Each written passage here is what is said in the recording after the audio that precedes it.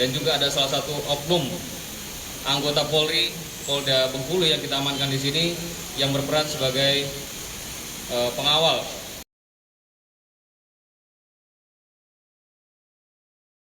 Ini Tribuners tersangka sudah dihadirkan langsung dan dibawa langsung oleh Direktur Kriminal Khusus Polda Jambi, Kombes Pol Sigit Dani Setiono. Tribuners.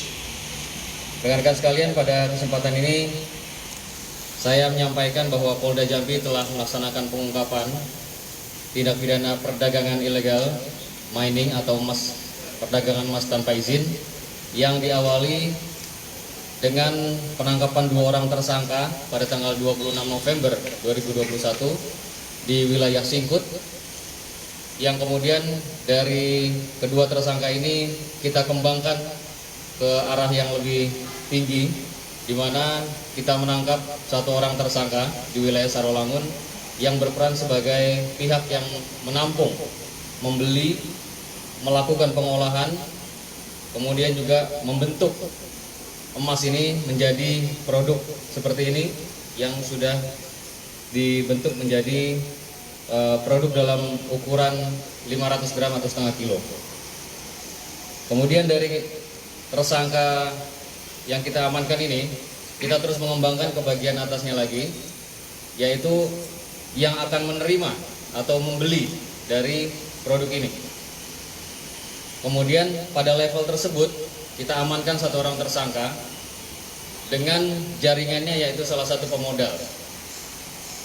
Modal yang mengalir dalam siklus jual beli emas ilegal ini cukup besar, puluhan miliar rupiah dalam 1 bulannya, dan level-levelnya juga sangat banyak.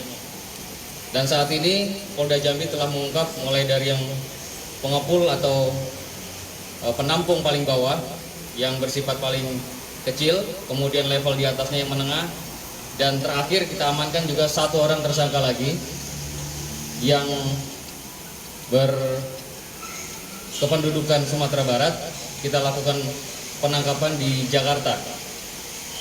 Dari tersangka ini kita bisa mengetahui bahwa seluruh aliran dari kegiatan illegal mining, mulai dari hulu, dari penambangan ilegal, kemudian ditampung di penampung kecil, kemudian diolah dalam bentuk setengah kilogram seperti ini, naik lagi menjadi lebih tinggi menjadi 1 kilogram, diolah kemudian dibentuk menjadi 1 kilogram, kemudian diterima atau dibeli dan ditampung lagi oleh seseorang dengan modal yang paling besar, yang kemudian ini terus meningkat sampai ke pembeli akhir.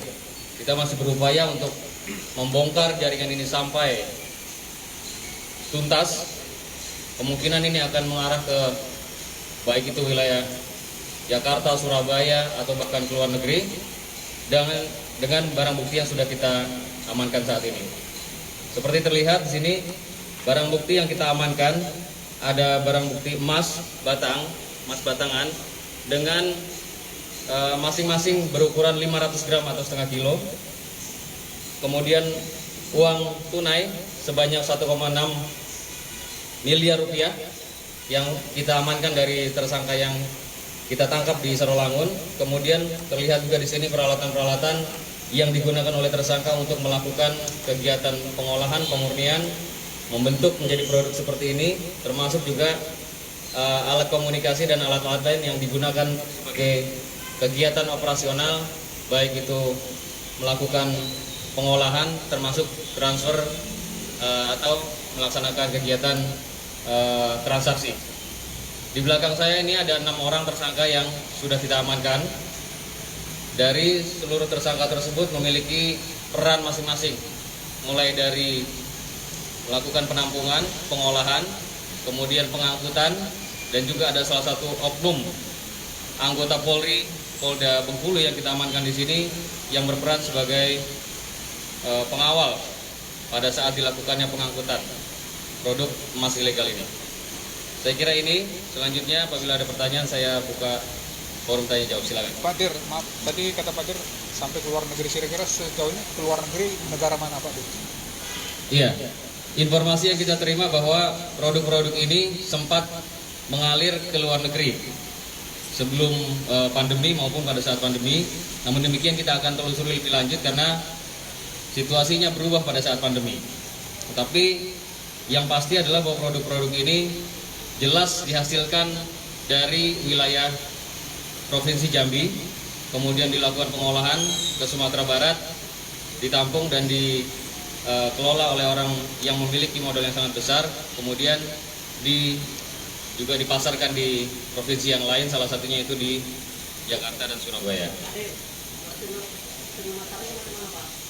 Bagaimana? Sistem pemasarannya, yang pasti pemasarannya adalah sangat tertutup.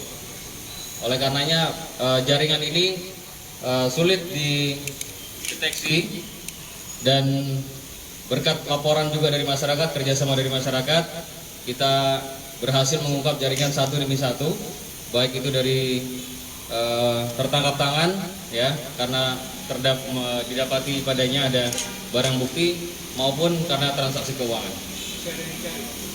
Ya, tentunya jaringan-jaringan ini masih akan terus berkembang, tetapi kita bisa sudah melihat akar permasalahan di mana illegal mining yang terjadi di Provinsi Jambi ini itu merupakan sebuah jaringan yang besar. Ya, oleh karenanya mengapa di hulu terus masih terjadi saja? Kenapa? Karena ada pemodal, karena ada penampung dan ada jaringan pemasaran. Bagaimana? Iya, sementara ini keterangannya memang baru pertama kali ini. Bagaimana, Pak?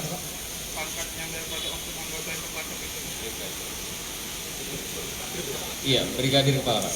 Brigadir Polri Kepala. Pak Dir bisa. Iya, baru kali ini. Informasi keterangannya dari yang bersangkutan baru kali ini. Bisa disebutkan inisial dan masing-masing peran ya, Pak? Iya.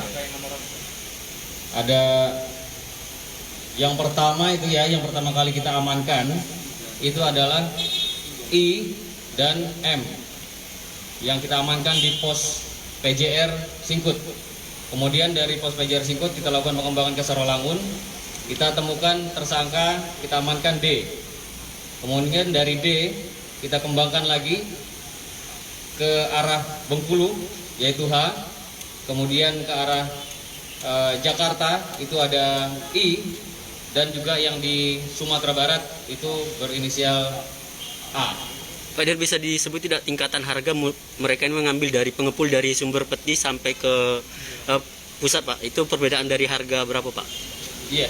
Jadi kalau dilihat emas ini masih sangat mentah ya. Itu dihargai dengan harga kurang lebih 100.000 di bawah harga pasaran dunia ya. Jadi naik turunnya itu mengikuti harga pasar harga emas juga. Kemudian masing-masing peran ini juga mendapatkan keuntungan tidak banyak, memang mungkin hanya 1.000-2.000, tetapi apabila dikalkulasi dalam jumlah yang cukup banyak dan kegiatan yang berulang kali, maka hasilnya cukup fantastis ya, miliaran rupiah. Timbalan untuk ini anggota Polri tadi berapa, Pak? Bagaimana? Upah anggota Polri di Bengkulu, Pak. Anggota Polri untuk ngawal itu tadi. Oh, belum. Ya, jadi informasi yang kita dapatkan dari tersangka M bahwa yang bersangkutan diberikan upah 2 juta rupiah untuk setiap Pengawalan. trayek atau trip pengangkutan. Siap. Iya. 1,6 ini satu kali dia bertransaksi atau udah berapa lama untuk uang yang kita amankan ini? Ini semacam uang persediaan. Jadi ada pemodal yang bekerja sama dengan pelaku ini memberikan modal sejumlah ini yang digunakan untuk jual beli atau transaksi kepada penambang yang berada langsung dari tempat penambangan ya, yang bentuknya masih serpihan, butiran-butiran, kemudian ditampung. Dalam konteks itu dia melakukan transaksi dengan uang ini. Jadi sifatnya seperti uang persediaan, modal. Oke, kalau tidak ada lagi terima kasih. Cukup Pak Dir. Makasih Pak Dir. Warahmatullahi wabarakatuh.